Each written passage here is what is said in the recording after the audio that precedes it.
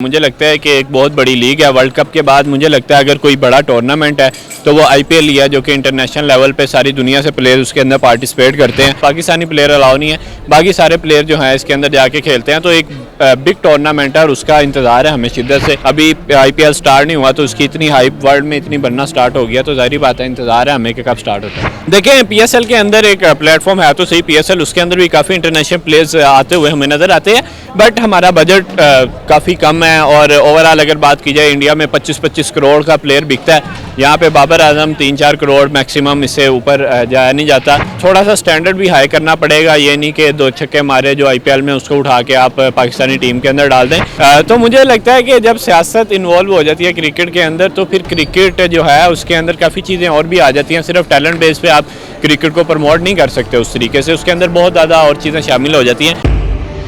पाकिस्तान से लेके Malaysia, Asia, America, Africa, म्यूजिफाई अब चले दुनिया के साथ। अस्सलाम वालेकुम नाजरीन, मैं हूं आपका मेज़बान अफजल इफ्तिखार और आप देख रहे हैं न्यूज़ीफाई। 22 मार्च से आईपीएल शुरू हो रही है। इस हवाले से हमारे साथ बॉबी भट्ट है। बॉबी, ये बताएं कि आईपीएल शुरू हो रही है, कैसा लग रहा है आपको? देखें, आईपीएल की एक ऐसी हाइप है जो कि इंटरनेशनल लेवल पे बहुत ज़्यादा लोग उसको पसंद करते हैं और ओबियसली हमें बड़ा इंतज़ार है आईपीएल का, जिस तरीके से 22 मार्च को स्टार्ट हो रहा है। और मुझे लगता है कि एक बहुत बड़ी लीग है। वर्ल्ड कप के बाद मुझे लगता है अगर कोई बड़ा टूर्नामेंट है तो वो आईपीएल ही है, जो कि इंटरनेशनल लेवल पे सारी दुनिया से प्लेयर उसके अंदर पार्टिसिपेट करते हैं। और नो डाउट सिर्फ इंडिया का ये टूर्नामेंट है, बट इसके अंदर इस तरीके से प्लेयर आके खेलते हैं ऑस्ट्रेलिया से, इंग्लैंड से, हर कंट्री के अंदर। बस पाकिस्तानी प्लेयर अलाउ नहीं है, बाकी सारे प्लेयर जो हैं इसके अंदर जाके खेलते हैं। तो एक बिग टूर्नामेंट है और उसका इंतज़ार है हमें शिद्दत से कि कब वो स्टार्ट होगा और कब उसकी हाइप स्टार्ट होगी। ओवरऑल अगर बात की जाए तो पीएसएल का इतना मज़ा नहीं आ रहा, इतनी हाइप नहीं क्रिएट हुई। अभी आईपीएल स्टार्ट नहीं हुआ तो उसकी इतनी हाइप वर्ल्ड में इतनी बनना स्टार्ट हो गया, तो जाहिर बात है इंतज़ार है हमें कि कब स्टार्ट होता है। अगर टीमों की बात की जाए, एमएस धोनी और विराट कोहली की टीम पर मुकाबला किया जाए तो आपके ख्याल से कौन सी बेस्ट टीम है? सर, अगर हम आरसीबी की बात करें जो कि विराट कोहली की टीम है, वो तो अभी तक एक भी टाइटल नहीं जीत पाई। और अगर हम एमएस धोनी की बात करें चेन्नई की, तो उसके अंदर आप देखें कि एमएस धोनी ने 5 दफ़ा आईपीएल टाइटल जो है वो जिताया हुआ है। तो आरसीबी हमेशा जो है वो विराट कोहली जो है वो एक, मुझे लगता है कि एक्स्ट्रा ओवर कॉन्फिडेंट होके उसकी वजह से वो नहीं जीत पाते।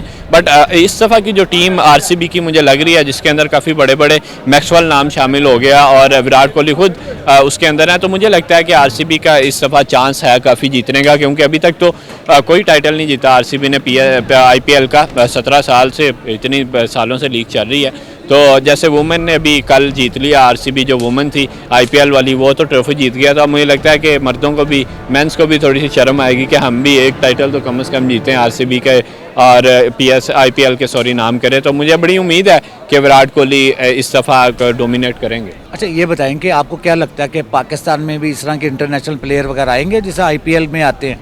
देखें, पीएसएल के अंदर एक प्लेटफॉर्म है तो सही पीएसएल, उसके अंदर भी काफ़ी इंटरनेशनल प्लेयर्स आते हुए हमें नज़र आते हैं, बट हमारा बजट काफ़ी कम है। और ओवरऑल अगर बात की जाए इंडिया में 25-25 करोड़ का प्लेयर बिकता है, यहाँ पे बाबर आजम 3-4 करोड़ मैक्सिमम, इससे ऊपर जाया नहीं जाता, जो हमारा सबसे लेजेंड प्लेयर है। तो मेरे ख्याल से कि जब आपका बजट स्ट्रॉन्ग होता है और इंटरनेशनल लेवल पे, फिर लोग ही आपके पास ज़्यादा आते हैं और आपसे ज़्यादा कम्युनिकेट करते हैं। और थोड़ा सा स्टैंडर्ड भी हाई करना पड़ेगा, ये नहीं कि 2 छक्के मारे जो आईपीएल में उसको उठा के आप पाकिस्तानी टीम के अंदर डाल दें। आप देखें इंडिया के जितने भी खिलाड़ी हैं वो जब आईपीएल से निकल के जब डेब्यू करते हैं इंडियन टीम के अंदर, तो इतनी अच्छी परफॉर्मेंसेस देते हैं कि पूरी दुनिया उनकी तारीफ़ करने पे मजबूर हो जाती है। तो आईपीएल जैसी पीएसएल भी लीग बन सकती है अगर उसके अंदर हमारी थोड़ी जो है पॉलिटिकल जो है निज़ाम, इसको ख़त्म कर दिया जाए क्रिकेट के अंदर से और क्रिकेट को क्रिकेट रखें। तो मुझे लगता है कि पाकिस्तान भी 5-6 सालों तक आईपीएल का मुकाबला कर सकता है पीएसएल में। अब कह रहे हैं कि जिस तरह भारतीय जो वज़ीर आज़म मोदी के आने से पाकिस्तानी क्रिकेट को बहुत नुकसान हुआ है। सर, मुझे ये लगता है कि ऐसे ब्लेम किसी और पे नहीं करना चाहिए, क्योंकि जो टैलेंट बंदा होता है ना, जो टैलेंटेड बंदा होता है, उसको ना तो किसी कंट्री की ना ही किसी जगह की ज़रूरत होती है, उसका टैलेंट सारी दुनिया को नज़र आता है। अगर आप इतने अच्छे तगड़े थे तो अभी जब आप इंडिया का टूर करने गए हैं तो आप वहाँ के इंडिया को हरा के आते, आपको मोदी ने आके आपका बैट थोड़ी पकड़ लिया था या आपसे बॉलें थोड़ी छीन ली थी आगे पिचों के ऊपर। तो मुझे ये लगता है कि ऐसे किसी को ब्लेम करना, ये हमारे जावेद मियां आज़ाद ने ये स्टेटमेंट दी है, तो मुझे नहीं लगता कि इस तरह की स्टेटमेंटें देनी चाहिए हमारे सीनियर्स को। क्योंकि उनका एक बड़ा अच्छा नाम है हमारे सीनियर्स का, तो अपनी रैपो ऐसे ख़राब ना करें। और इंडिया क्रिकेट पूरी दुनिया के अंदर मानी जा रही है नंबर 1 इन ऑल फॉर्मेट हो चुकी हुई है। उनका बॉलर तगड़ा, उनकी बैटिंग तगड़ी, तो जाहिर बात है जब वो तगड़े हैं तो फिर अब मुझे लगता है कि उनका मुकाबला आप खेल से ही कर सकते हैं, बल्कि ब्लेम करके नहीं कर सकते। अब आगे क्रिकेट वर्ल्ड कप भी आ रहा है, आप क्या समझते हैं कि पाकिस्तान भारत को शिकस्त देने में कामयाब हो जाएगा? देखें, पाकिस्तान की जो फ़िलहाल जो कंडीशन चल रही है, मुझे नहीं लगता कि पाकिस्तान तकरीबन 90% पाकिस्तान जो फेल है क्रिकेट के अंदर, बहुत बुरे तरीके से। आप शहनशाह की परफॉर्मेंस देख लें इंटरनेशनल लेवल पे, PSL में भी देख लें कि लाहौर को बड़े बुरे तरीके से उन्होंने हराया, जो हमारे कैप्टन है पाकिस्तान के। तो मुझे नहीं लगता कि पाकिस्तान इंडिया के मुकाबले में खड़ा हो सकता है। अब पहले होता था एक कि इंडिया पाकिस्तान हाइप बहुत क्रिएट होती थी कि जंग हो रही है, मैच इस तरीके से। अब वन साइडेड मैच हो गया, इंडिया बड़ी आसानी से मैच को अपने नाम कर लेता है। आपको क्या लगता है कि हम पाकिस्तानी क्रिकेट को कैसे बेहतर कर सकते हैं? सर, पाकिस्तानी क्रिकेट इसलिए मुझे लगता है कि जैसे हम अपने चेयरमैन अभी देखें तो मोहसिन नकवी को PCB का चेयरमैन बना दिया गया। मोहसिन नकवी वो है जो प्राइम मिनिस्टर थे, PM थे, अभी हमारी केयर टेकर गवर्नमेंट के CM थे। तो मुझे लगता है कि जब सियासत इन्वॉल्व हो जाती है क्रिकेट के अंदर, तो फिर क्रिकेट जो है उसके अंदर काफ़ी चीज़ें और भी आ जाती हैं। सिर्फ टैलेंट बेस पे आप क्रिकेट को प्रमोट नहीं कर सकते उस तरीके से, उसके अंदर बहुत ज़्यादा और चीज़ें शामिल हो जाती हैं। पाकिस्तानी क्रिकेट मुझे लगता है तब तक नहीं बहाल हो सकती जब तक आप इसके अंदर से फेवरेटिज़म, दोस्ती यारी और कि मेरे फुप्पो का बेटा है, मेरी खाला का बेटा है और मेरा बेटा है, ये टीम के अंदर आ जाए, और जो टैलेंटेड प्लेयर हैं उनको आप जब बाइट बैठा देते हैं और उनसे परफॉर्मेंसेज नहीं करवाते, तो फिर और ऑलरेडी पाकिस्तान का नाम जितना डाउन चला गया। आप देखें पिछले 2 सालों में पाकिस्तानी क्रिकेट बहुत डाउन हुई है। एक दौर होता था Pakistan world class cricket, bowling जो है वो पाकिस्तान की मानी जाती थी। क्रिकेट के अंदर जो बॉलिंग सबसे तगड़ी है, हम वसीम अकरम को देखें, अपने लेजेंड इमरान खान को देखें, और इन बड़े लोगों की बात करें, वकार यूनुस की बात करें, कितने स्ट्रॉन्ग लोग थे हमारे पास, मोहम्मद आमिर थे। तो बट अब हमने क्या अपना क्रिकेट का खुद बेड़ा गर्क इसलिए किया कि हम फेवरेटिज्म का शिकार हो गए हैं, अपने दोस्तों को ज़्यादा फ़रोग देने लग गए हैं कि ये मेरा दोस्त है तो ये टीम के अंदर आ जाए, और टैलेंट को हमने साइड पे करना स्टार्ट कर दिया। जब आप टैलेंट बेस पे लेके आएंगे सबको, तो मुझे लगता है, और डेब्यू करने वाले जो प्लेयर्स हैं, नए आने वाले प्लेयर्स हैं, उनको ज़्यादा मौका दें। एक ही प्लेयर्स को आप टेस्ट के अंदर रगड़ते हैं, उसी को आप वनडे के अंदर रगड़ते हैं, उसी को आप T20 के अंदर रगड़ते हैं, तो जो प्लेयर ने 15 साल, जो 12 साल जो प्लेयर का करियर होता है, उसको उठा के आप 3 साल पे ले आते हैं, इंजरीज का शिकार हो जाता है। जैसे आप देखें नसीम शाह अभी इंजर हुए, अभी शहनशाह को देखें कितनी इंजरीज का शिकार हो गए हैं।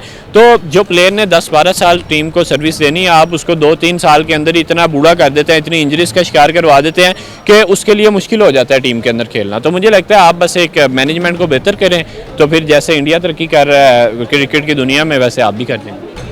अब जैसे कह रहे हैं कि पाकिस्तान क्रिकेट टीम के लिए गैर मुल्की कोच होगा, सर गैर मुल्की कोच हो या ना हो, मुझे लगता है कि मेरा पॉइंट ऑफ व्यू है उससे फ़र्क नहीं पड़ता। कोच का काम तो बस ये है, उसने सिर्फ आपको बताना है कि इस तरीके से करें, इस तरीके से करें, और आपको थोड़ा बहुत समझा देना। असल गेम तो प्लेयर्स की होती है।